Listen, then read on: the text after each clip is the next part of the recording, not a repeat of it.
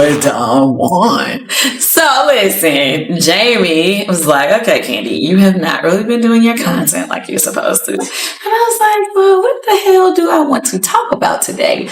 And Don and I always talking about stuff, but some of the stuff we talk about, we just don't. Y'all, she didn't just spill secrets. She unleashed the apocalypse. And I'm not talking about a little shade tossed for clicks.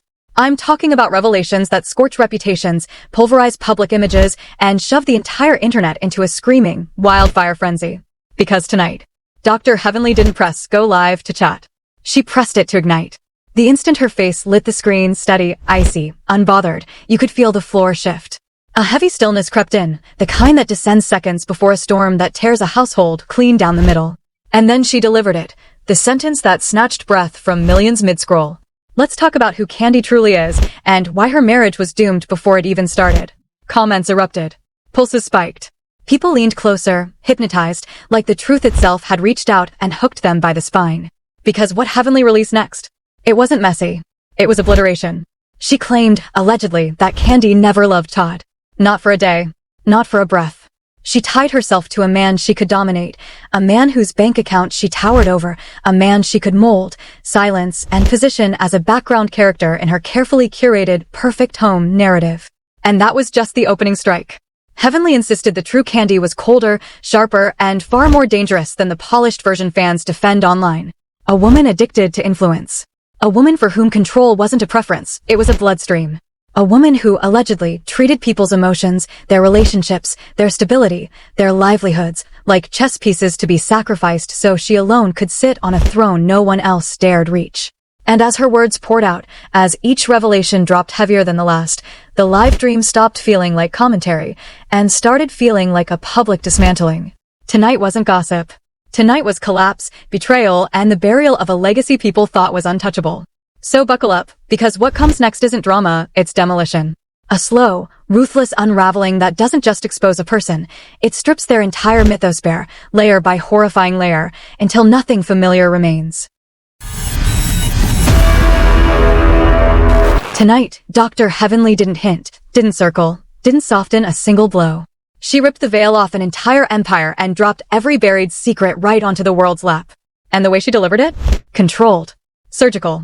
Ice cold. Like a woman who'd carried these truths for years and finally decided the fire needed oxygen, no matter who burned. The second she went live, thousands poured in. No greeting. No warm-up.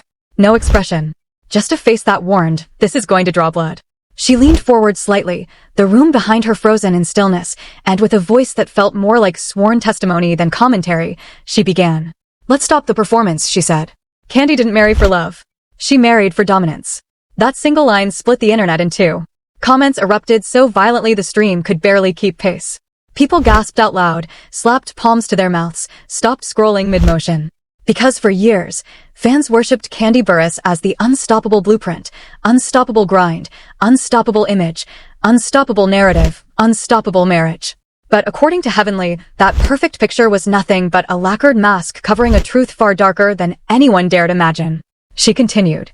Todd wasn't a partner. He was a pawn. Someone smaller, someone financially outmatched, someone who could never threaten the regime she built. Each word sliced sharper than the one before. Heavenly never raised her voice. She didn't have to. Her calm was the blade. She laid it out, how Kandi allegedly chose Todd not because he balanced her, but because he couldn't confront her. How she needed someone bendable. Someone muted. Someone she could sculpt, direct, and station exactly where she needed him to stand. That marriage, she said quietly, was a contract disguised as commitment. The audience held its breath. There was no stumble, no doubt, no nervous laugh. Just a relentless dismantling of a relationship viewers once swore was rock solid. Heavenly described a woman guided not by tenderness, but by calculation. A woman who allegedly treated closeness as a threat. A woman who sought power long before she ever sought partnership. The more she spoke, the less it felt like a live stream, and the more it resembled evidence being entered into the record. She dove deeper, peeling back every polished moment, every staged smile, every camera-ready family dynamic, exposing a truth people sensed but never dared articulate. Kandi, allegedly, adored the fantasy of marriage far more than the man standing inside it. Then came the chilling piece, the pattern no one wanted to acknowledge. How Kandi always seemed positioned just a little above the men in her life. Financially, emotionally, publicly. How everything in her universe had to revolve around her gravity. And the second someone pulled too close and disrupted that orbit, she pushed them away with a cold precision only survivors recognize. But that was merely the opening wound.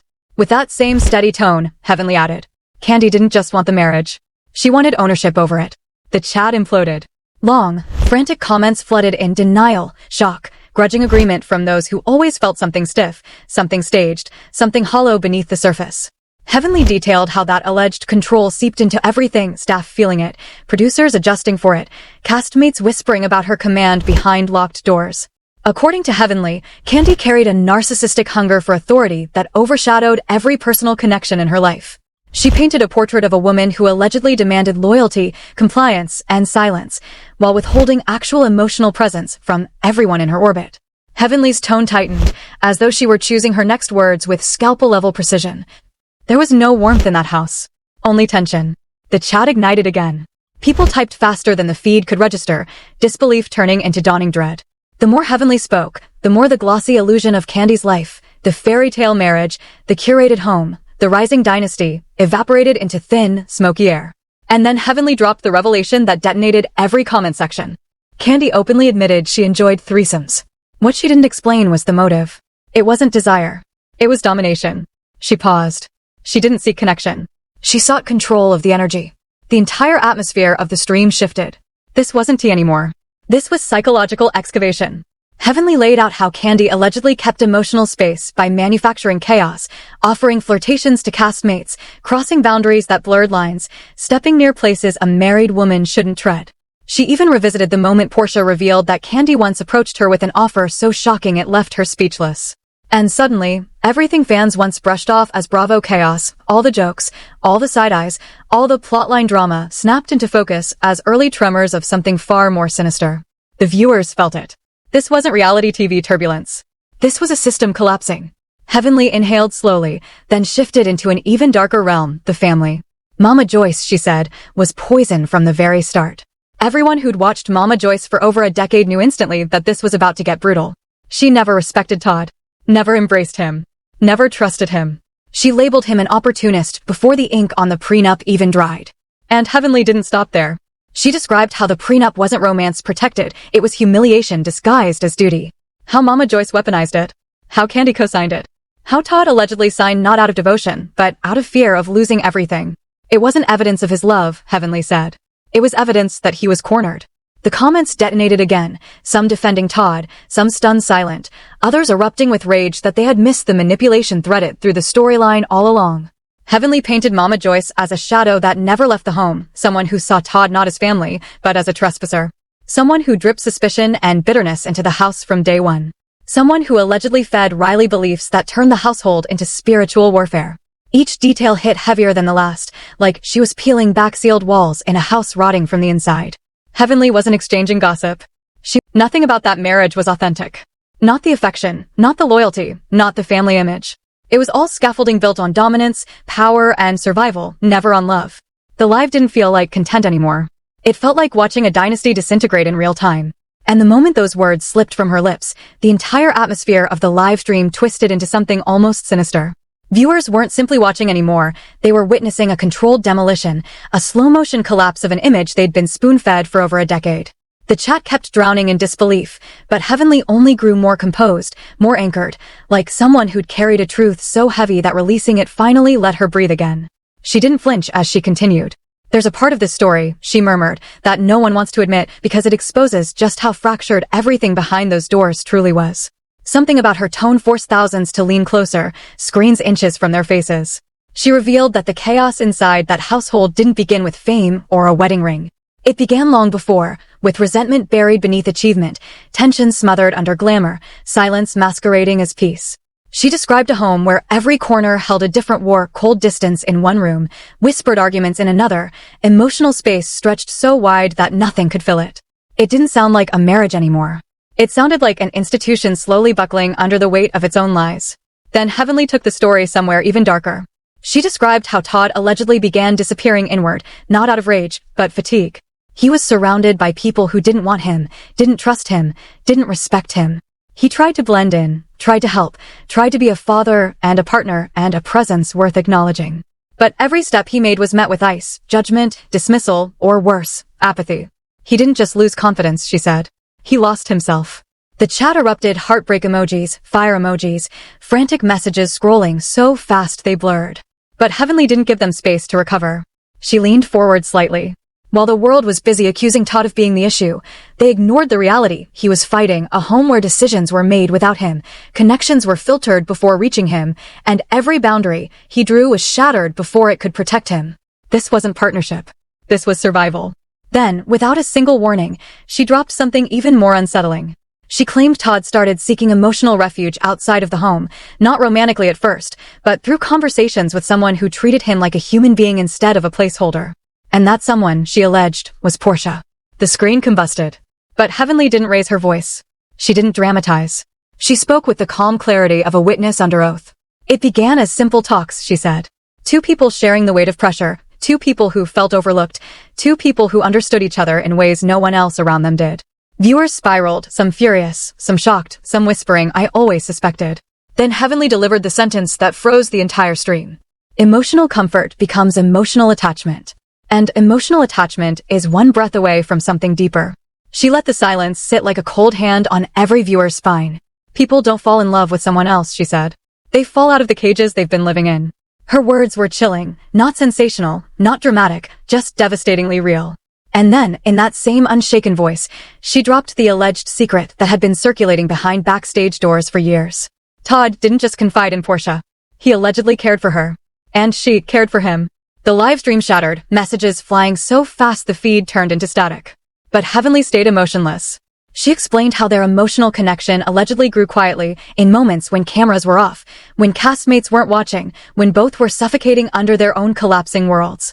She described two people drifting toward each other simply because the places they came from were already breaking. And then she dropped the nuclear bomb, the one that made thousands clutch their chests, rewind, and scream. There are whispers, she said softly, that something happened during those fragile months. Something that left behind a consequence nobody expected. She paused long enough for the tension to hurt. Then she said it. There may be a child involved. The live stream didn't shake. It exploded. Comments poured in.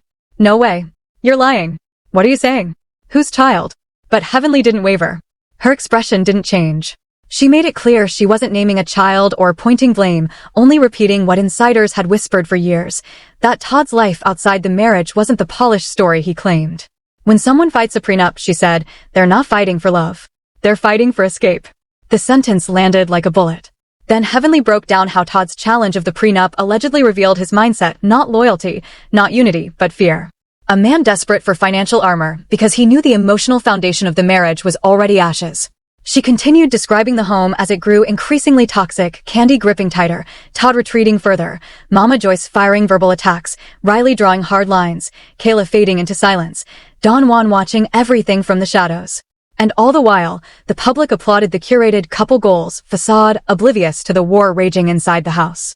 Heavenly recounted late-night arguments stretching into sunrise, silent dinners that felt like funerals, family gatherings where smiles were plastered on like masks. A home where love didn't bloom, tension did. According to her, Todd and Kandi weren't living together. And then she revealed how the explosion finally came. Arguments became accusations. Accusations became threats. Threats turned into decisions that couldn't be undone. And somewhere in that battlefield, someone finally decided they couldn't keep pretending. She said the divorce wasn't a shock to anyone inside the house, only to the fans. Because the people living there had been emotionally divorced long before the papers were filed. And when Heavenly described the final stretch before the news broke, her tone dipped into something almost ghostly. There were nights when they didn't speak, she said. Nights Todd slept in another room. Nights Kandi stayed out later than she needed to. Nights when that house stopped feeling like a home at all. She ended with a line that felt like a verdict. This wasn't a breakup. It was a collapse. Everything viewers thought they knew, shattered. And in those final moments before the story hit every headline, the truth didn't whisper. It screamed. The kind of revelation that doesn't just shock audiences, it rattles them to their core. Heavenly leaned closer to the camera, the shadows behind her deepening the weight of every word. She didn't need theatrics. Her calm intensity alone was enough to make thousands pause mid-scroll, hearts racing, eyes wide, minds refusing to accept what they were hearing. She started with the foundation of the collapse, the home, the marriage, the illusion. This wasn't a disagreement, she said. It wasn't a series of arguments you can brush off. This was the slow erosion of every emotional bond in that house. Every single connection had been undermined, manipulated, or broken deliberately. And people didn't see it coming because the smiles were perfect, the family portraits flawless, the social media posts polished to hide the rot underneath. Her voice carried the weight of someone revealing not gossip, but hard truth. Kandi's control wasn't subtle. It was strategic. It was obsessive. She allegedly monitored every interaction, every reaction, every heartbeat around her. Todd, Riley, even cast members, they were all pieces to manage, pawns in a game nobody realized was being played. The live chat erupted, disbelief blending with obsession. Viewers couldn't look away. Comments streaked faster than the eye could follow, a cacophony of shock, outrage, and heartbreak. Heavenly went deeper, painting a picture of Todd's isolation. He was trapped, she said, almost whispering now. Trapped in a marriage where love was performative, where loyalty was expected but never reciprocated. Every attempt to connect emotionally was met with dismissal or cold strategy. He didn't just lose love, he lost himself. And then she revealed the alleged emotional betrayal that left viewers gasping. While everyone was distracted by the illusion of perfection, she said, Todd was secretly seeking understanding, empathy, someone who could see him without judgment. That's someone, Portia. And their connection wasn't simple conversation. It was a lifeline. The screen exploded. Thousands typed simultaneously, NOA, OMG, what? Some screamed into empty rooms, some leaned closer, some sat frozen, absorbing every syllable. Heavenly didn't hesitate. And comfort, she said slowly, letting each word land, leads to attachment. Attachment leads to consequences. And in this case, those consequences might have left a mark nobody expected: a child. There are whispers. There are claims. There are people who know, but fear keeps them silent. The chat went berserk. Viewers struggled to process what was being said, their shock translating into an uncontrollable frenzy. The internet felt like it fractured in real time. No one could ignore the tension, the tragedy, the weight of alleged truths being uncovered so publicly. She paused for a beat, letting the gravity sink in, then pivoted to the family dynamic.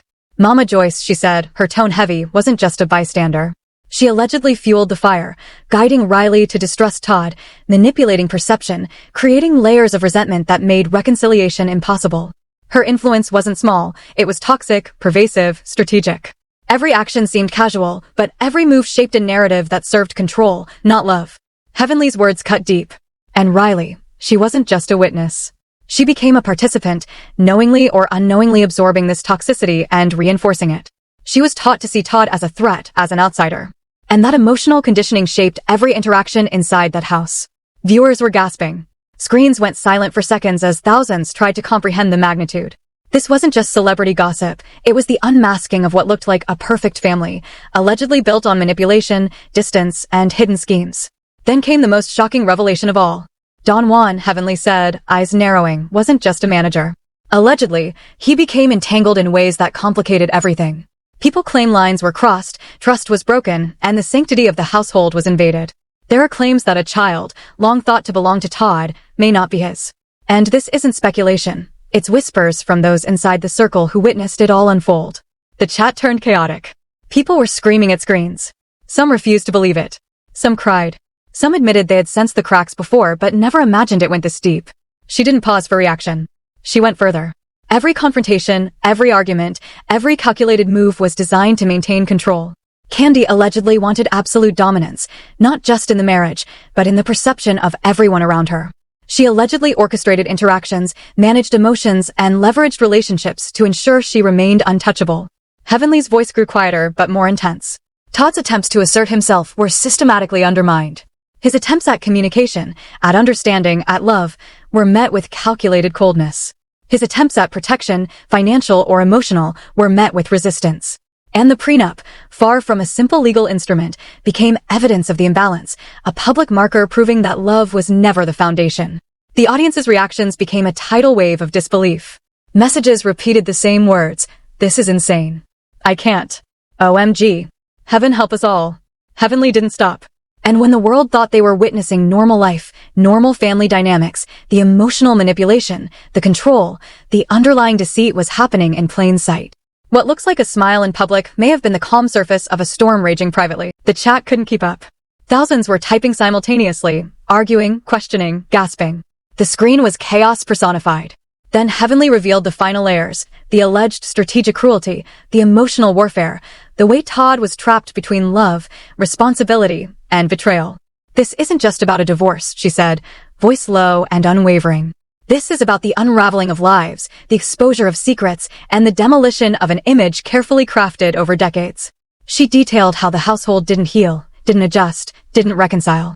Everything was public performance, everything was calculated. The arguments that leaked, the rumors, the smiles, it was all part of the act. And now, finally, the truth has broken free. She concluded with a statement that left viewers stunned. "This story isn't over, but what's already exposed should be enough for everyone to realize that what looked perfect was never real. Control, manipulation, secrecy, emotional games. This was never a marriage. It was a labyrinth of calculated moves, and the world is only now seeing the exits." The live ended not with applause, not with cheers, but with silence. The kind of stunned silence that fills hearts, freezes timelines, and leaves people staring at screens for minutes, unable to process what they just witnessed. The aftermath was instantaneous. Social media fractured. Comments flooded in every language, every time zone. News outlets scrambled. Fans screamed, analyzed, and argued. Conspiracies were born midstream. People who had idolized the couple now questioned everything. Every photo, every story, every smile, every interview, every child, every friend, every move. The narrative had collapsed. And as the internet tried to catch up, one undeniable truth hung in the air. Nothing about this marriage was as it appeared. The facade was shattered. The perfection was gone. What remained was raw, messy, emotionally devastating, and viral beyond imagination. Every user watching knew one thing: the scandal, the heartbreak, the deception. The world had never seen anything quite like this. And with every retweet, every share, every comment, the story spread like wildfire. Heavenly didn't just expose a marriage. She exposed an entire system of control, manipulation, and emotional chaos that had been hidden in plain sight. By the time the stream ended, the damage was done. The legacy that had taken years to craft, the image that had been polished and perfected, the public trust, the family perception, all of it lay in ruins, allegedly, meticulously unraveled in front of millions. And as people logged off, one question lingered in every mind, repeating itself like a drumbeat. How much of what we saw was real, and how much was carefully orchestrated deception? It was tragedy. It was scandal. It was the kind of story that would echo through the internet for months, years even, haunting every memory of that once perfect picture. And as the dust settles on everything we just uncovered, the truth hangs heavy in the air. The illusion of perfection is gone. The smiles, the celebrations, the carefully curated social media posts, all shattered, leaving nothing but raw, exposed reality. What the world thought was love was control. What the world thought was unity was manipulation. What the world believed to be family was a labyrinth of secrets, betrayals, and unspoken pain. Every viewer watching this knows the weight of what has been revealed. A household, a marriage, an empire built on power, not affection. A story where every whisper, every glance, every interaction was a calculated move, and now, finally, the world sees the cracks that were hidden for years. It's a tragedy, yes, but it's a revelation, a full-blown dismantling of an image millions once trusted. And the aftermath? It's chaos, shock, heartbreak, conversations exploding across timelines, theories flying faster than the speed of sight, questions burning in minds everywhere. Who was really in love? Who was really betrayed? And what secrets are still buried, waiting to surface? The story doesn't end here. The revelations are just the beginning. You've seen the lies, the manipulation, the heartbreak. You've seen the pieces of a life torn apart by control and deception. Now it's up to you to witness what comes next. So subscribe, hit the notification bell, and join us as we dive even deeper into the scandals, the secrets, and the explosive truths the world wasn't ready for. This is far from over, and every detail, every confession, every hidden moment, you'll see it here first. Stay tuned. Brace yourself. And watch closely, because the next chapter promises to shock, devastate, and expose more than anyone ever imagined.